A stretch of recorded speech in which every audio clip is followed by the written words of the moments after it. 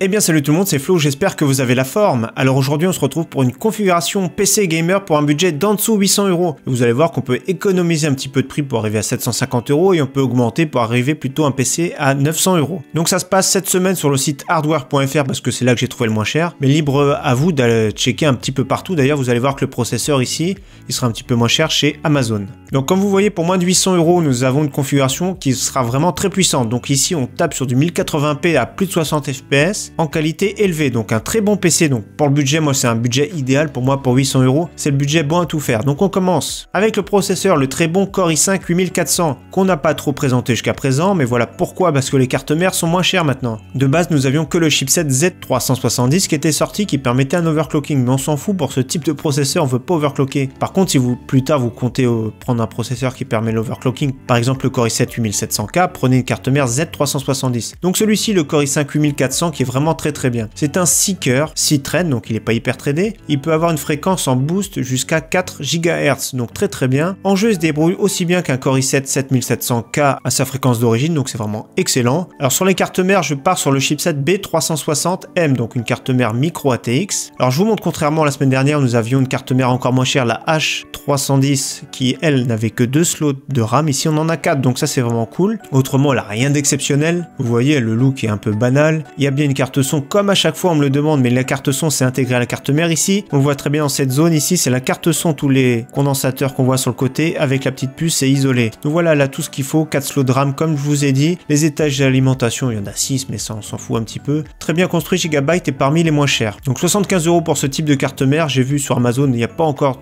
de disponibilité vraiment, ou alors un peu plus cher. Donc il y a les MSI qui sont jolis, mais après on a des cartes mères qui arrivent à plus de 100 €, ça vaut pas trop le coup parce qu'on arrive plus ou moins au prix des Z370. Au niveau de la RAM, comme la semaine dernière, 8 Go de RAM, donc ici c'est bien, on pourra faire évoluer plus tard. Donc DDR4 2400, c'est très bien pour le prix, 93 €. C'est un prix qui est vraiment raisonnable chez hardware.fr, c'est vraiment très raisonnable comme site, contrairement à LDLC qui est plus cher, Topache un tout petit peu plus cher, mais après c'est suivant les codes promo aussi. Attention, faites attention quand vous commandez, les codes promotion ça peut faire baisser la note. Donc rien de spécial, elles sont PCB noires, elles sont jolies, donc ça va aller très bien avec notre configuration. Alors un des éléments les plus importants pour un PC gamer, ou voire le plus important, c'est la carte graphique. Donc ici la GTX 1060 en version 3 Go. Les prix ont baissé des GTX 1060 et ça c'est vraiment tant mieux. Donc 240 €, c'est un prix qui est un petit peu plus conséquent qu'on l'a vu au prix les plus bas, mais voilà, franchement c'est vraiment très bien. Donc ici on est sur une version qui est vraiment très compacte. De chez MSI, le refroidissement sera convenable parce qu'elle ne chauffe pas trop, elle ne consomme pas trop. Donc voilà, 1080p, je vous ai dit, à 60 fps en élevé pour presque tous les jeux du moment. Donc forcément pour les moins gourmands, ce sera plutôt en ultra, il n'y a pas de souci. Mais voilà, la plupart du temps c'est du élevé et franchement c'est une très bonne carte graphique. Pour le stockage, je suis parti sur une version hybride, donc c'est-à-dire c'est un disque dur d'1 Tera de chez Seagate avec 8 Go de mémoire flash pour booster tout ce qu'on sert régulièrement, dont le système Windows.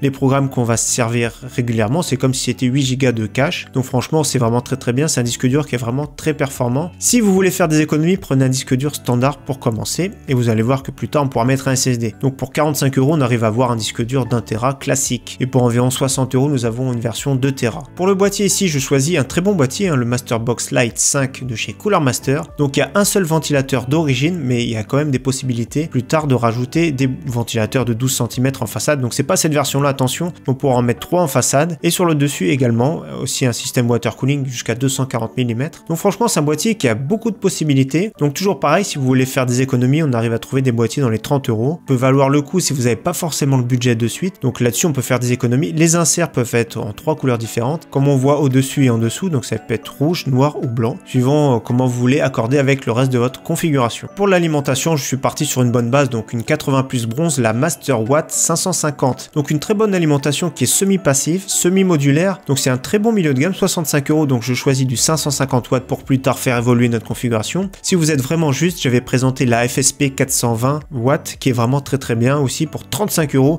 Donc ici on peut faire économie de 30 €. Donc on peut avoir un PC entre 700 €, à partir de 700 €. Ici, comme je vous rappelle, c'est 787 €, donc je mets le lien en description bien sûr. Mais voilà, il y a moyen de faire moins cher, mais aussi moyen de faire plus cher avec de la meilleure qualité. Déjà, je vous montre ici, par exemple, pour faire moins cher chez Amazon, 170 € au lieu de 189 € le processeur. Donc déjà, ça peut valoir le coup de commander un petit peu partout. Si on a besoin d'un Wi-Fi, c'est la carte Wi-Fi que je recommande, donc c'est la TP-Link en Wi-Fi N de 300, donc 15 €. On a une petite carte Wi-Fi qui est beaucoup mieux déjà qu'un petit dongle USB qui est vraiment bas de gamme en général et qui capte très mal le Wi-Fi. Si on a envie d'avoir un PC qui est beaucoup plus fluide, beaucoup plus réactif, une sensation de vitesse, donc un SSD c'est vraiment top pour ça. Donc pour 80 €, on a l'excellent Crucial MX500. Donc il est tout récent, il est très endurant, donc c'est un excellent SSD, donc je vous le recommande, donc également le lien en description. Et également si on cherche à avoir un petit peu plus de confort, surtout du confort du silence ici, parce qu'on a envie, parfois le ventilateur Intel est vraiment très moyen. D'ailleurs je vous montre tout de suite. Donc voilà, c'est mon ancienne carte mère, le ventilateur de chez Intel est vraiment très bof, et en plus de ça le bruit j'aime pas du tout.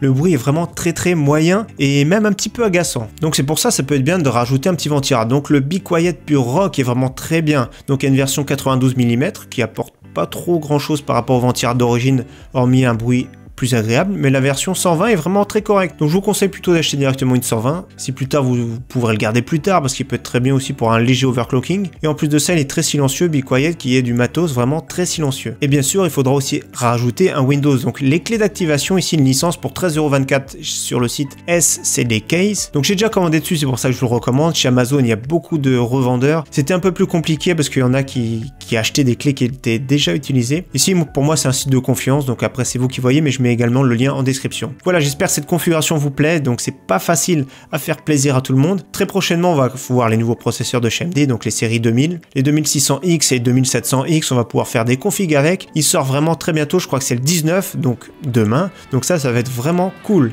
En tout cas, merci à tous, à très bientôt. Ciao, bye.